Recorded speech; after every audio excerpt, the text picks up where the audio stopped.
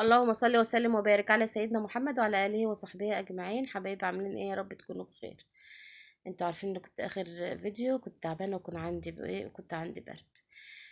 طبعا النهارده احنا متجمعين انا وبناتي لكذا مناسبه يعني كده، زي ما انتوا شايفين. فقلنا بقى ايه، هنجيبوا بقى ايه فراخ النهارده كده، ونتلموا ايه حوالين بعضنا ونتغدوا غدوه حلوه.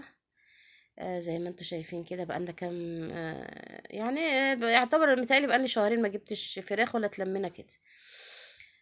زي ما انتوا شايفين لمينا بعضينا كده اهوت، وقلت لهم ايه تعالوا اتغدوا عندي النهارده كانت المناسبة ان هو اخر يوم في شعبان، او اخر جمعة في شعبان. كل سنة وانتوا طيبين، وعود عليكم رمضان بإذن الله بالخير. وتاني مناسبة طبعا عشان خاطر عيد الأم، فايه اتلمينا بقى كده النهارده. وطبعا بنات حبايبي ربنا يخليهم ليا يا رب، ما اتحرمش منهم ابدا ولا من لمتهم كده حواليا. طبعا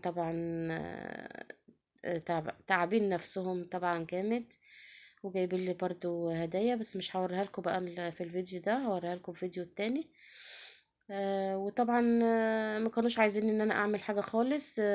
بنتي بقى غسلت الفراخ وانا قاعده زي ما انتوا شايفين كده اهوت، في الدقيق والليمون والطماطم، وشطفتهم وخلتهم زي الفل كده زي ما انتوا شايفين. وقلت لهم لا انا ايه هقف برضو معاكم وايه واعمل ايه واعمل لكم الغدا. بس طبعا في حاجات انا عملتها وفي حاجات ما عملتهاش. هي اللي ما عملتهاش طبعا اللي هو ايه، عملوا الجلاش باللحمه وكده، وقلت لهم خلاص ايه ما صورتوش طبعا، بس هصوره ايه وانا بقطع. طبعا انتوا عارفين بقى هنا بعد ما غسلنا بقى الوراك كده وزي الشمع. طبعا الرجول ديت هو عطاها بقيه الفلوس، كان باقي لي 5 جنيه، قلت له خلاص هات بيهم ايه الرجول. راح عطيلي قال لي للاكل، قلت له اه. وعنده بقى للاكل، وعنده لا مؤاخذه ايه بيبيعهم بقى كده للقطط ولا اي حاجه يعني وكده. زي ما انتوا شايفين كده انا حطيتها، وده فلفل اسمر حصى. ما لقيتش طبعا عندي بهارات مش يعني عايزه اجيب شويه بهارات. اللي لقيته فلفل حصى رحت حطاه كده، ورق الغار زي ما انتوا شايفين، وطماطم وبصل، وولعت عليها ووطيت عليها ايه كده عشان ايه تستوي براحتها. زي ما انتوا شايفين كده اهوت. ديت بقى الطماطم اللي هي متفرزة اللي هي فيها بصل. قبل كده طبعا فرستها معاكم وقلت لكم دي اسهل طريقة بقى كده في رمضان ان انت تحطيها كده على طول، وهتحطي الخضار زي ما انت شايفة كده. بقولك كل سنة كده وانتوا طيبين، وعود عليكم ان شاء الله رمضان بخير. عندنا بقى اهوت كيسين بسلة، رحت حطاهم كده على الطماطم على طول زي ما انتوا شايفين اهوت، وهسيبها بقى تتبخر كده لحد ما تفك تلجها. انت لو عندك حاجة متفرزة تحطيها كده على طول على الطماطم، ما تسيبهاش تفك. او زي ما انتوا شايفين كده هغطيها واسيبها ايه تتبخر لحد ما تفك ايه تلجها. دي طبعا الطريقة الصح اللي انت ايه لو عندك ايه الحاجة متفرز اهو زي ما انتوا شايفين. هزودها بقى شوية مية كده اهوت. زي ما بيني وبينكم انا نسيت خالص ان انا بعمل الشوربه، بس الشوربه ما كانتش يعني ايه لسه انها ايه استوت فيها الوراك قوي، عشان ما جاش دماغي ساعتها ان انا ازود لها شويه شرب. او زي ما انتوا شايفين كده وجميله وحلوه زي الفل، وهسيبها بقى ايه تاخد وتدي مع بعضها كده اهوت لحد ما تشوف بقول لكم هعمل ايه تاني. طبعا كل اكلنا سهل كده وحاجات بسيطة خالص يعني مش صعبة خالص. احنا سلقنا الفراخ وعملنا شوية الطبيخ. الفرحة ان انت لما عيالك حواليكي كده في يوم حلو زي ده. مش شرط ان هو عيد ام، لا ده كآخر جمعة طبعا في شعبان، ويعود علينا وعليكم بإذن الله رمضان بخير. اللمة مش بالأكل ولا بأي حاجة، اللي انت أهم حاجة اللي انت متلمية حوالين بناتك كده هوت، وفرحانين حواليكي وأحفادك، وربنا يدي كل مشتاق يا رب العالمين. كده استوت كده وطلعتها وزي ما انتوا شايفين، وهسيبها لحد ما نيجي ان ايه آه نحمرها في الاخر اهو زي ما انتوا شايفين اهوت. سبت بقى الرجول دي كده في قلب الشوربه، في الاخر بنطلعوها وبناكلوها وحلوه وجميله زي الفل. وطبعا الوقت ده اللي احنا لازم نسوي فيها الرجول عشان ايه تخلي الشوربه حلو. زي ما انتوا كمان كنت والله جايباها يعني زي ما انتوا شايفينها كده، كانت نضيفة وكانت حلوة زي الفل، غير ان احنا نقعناها كمان. هنا زي ما انتوا شايفين كده هنعمل بقى ايه، شوية الرز بقى كده النهاردة مش هنعمله شعرية ولا حاجة، هنعمله بقى ايه حبة وحبة. زي ما انتوا شايفين كده حمرت بقى كده شوية حلوين، عشان احنا بنعز اوي الرز اللي هو ده حبة وحبة. خصوصا ان جوزي بيحبه اوي ان هو ايه حبة وحبة ديت. او زي ما انتوا شايفين كده اهوت هنحمره دلوقتي وهنلدنه كده زي ما انتوا شايفين. وهقول لكم برضو نحط المية ازاي لبناتنا الحلوين اللي هما ما بيعرفوش يعملوه، واللي هو في ناس كتيرة ما بتاكلهوش، لكن ده بقول لهم طعمه بيبقى جميل وحلو خالص. وزي ما انتوا شفتوا كده البسلة لسه كده مستوتش، وسايباها برضو ايه تستوي براحتها. وكده برضو الرز قرب كده ايه بقى بامبي، قرب بقى ان احنا ايه هوريكم بقى دي الدرجة بقى اللي انت ايه تحطي فيها الرز على ايه على الرز الابيض كده. هو زي ما انتوا شايفين تحميره كده حلو، ولا هو غامق ولا هو فاتح، بيديكي بقى ايه طعم ولون حلو للرز. عايزه اقول لكم ان انت لازم تحطي ميه سخنه، بس تحطيش ميه ساقعه عشان ايه ما يبوش معاكي، وفي نفس الوقت عشان يستوي بسرعه. انا حاطه هو في العين اللي ورا حاجه وفيها ميه سخنه، لان الكاتل في الدور الفوقاني، فايه ما حطيتوش جنب ان انا ايه اسخنه، فسخنت شويه ميه كده ايه ان احنا ايه احطها على طول. واحط دلوقتي برضو الملح عليه كده اهوت، وهقلبه عشان يجف شويه كده في قلب السمنه او الزيت اللي انت حطاه، او المده الدهنيه اللي انت عايزه تحطها له. زبده، سمنه، زيت، اللي موجود عندك ومتاح عندك تحطيه كده اهوت. خلاص رحت حاطه له بقى ايه الميه بتاعته. طبعا انت بنظريه عينيكي كده ان انت تقدري ايه الميه اللي انت هتحطيها، هتغطي بس الرز كده اهوت وخلاص.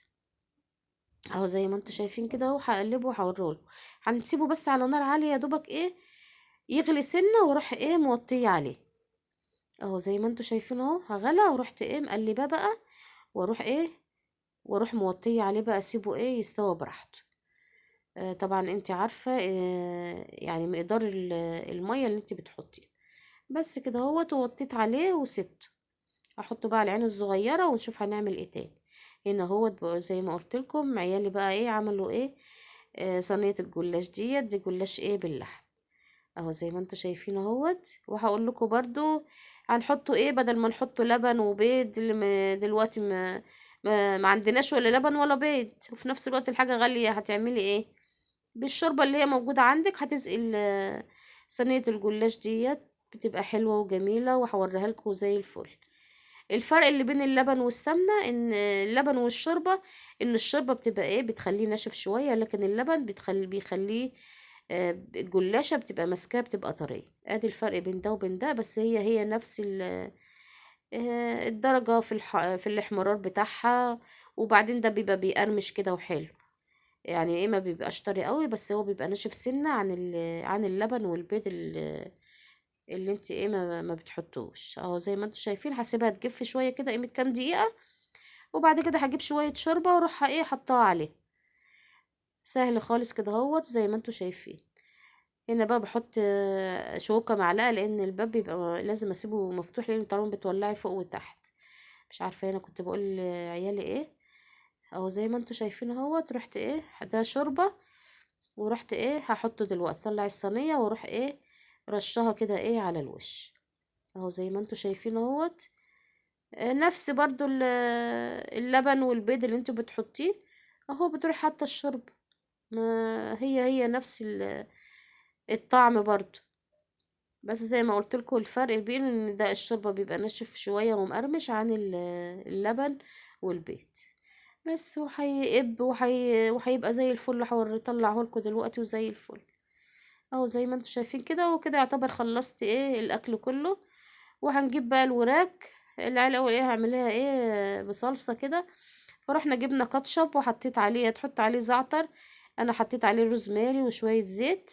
وهو بقى مش محتاج ملح ولا محتاج اي حاجه الكاتشب كده اهوت. ورحنا حطيناها على الوراك عشان نحمرها، لان هي كانت ايه طبعا طلعتها بدري وكانت برد كده. حمرتها وكان يوم حلو وجميل، وعود عليكم وعلينا الايام بخير يا رب. اهو زي ما انتوا شايفين اهي زي الفل. ما فرقتش اي حاجة، وطعمها هو جميل خالص. هاي، وكان يوم حلو خالص علينا علينا وعليكم ان شاء الله باذن الله. نتجمعوا دايما كده في الخير. اهو زي ما انتوا شايفين، وبقول لكل ام كل سنه وهي طيبه بمناسبه عيد الام. هنا بقى عادل جالنا امبارح فك الجبس بس هنا كانت رجلي لسه وجعاه، ويقول لي اوف يا تيتا.